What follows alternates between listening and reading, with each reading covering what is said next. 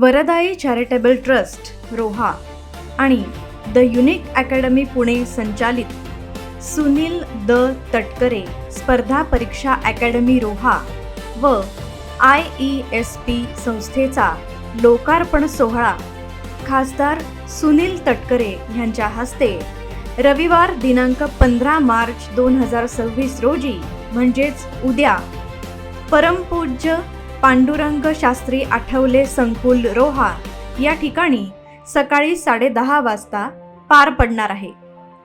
प्रशस्त लायब्ररी, अद्ययावत क्लासरूम्स, अत्याधुनिक व उच्च शिक्षण प्रणाली ही या अकॅडमीची वैशिष्ट्ये आहेत. तेव्हा या लोकार्पण सोहळ्यास आवर्जून उपस्थित रहा.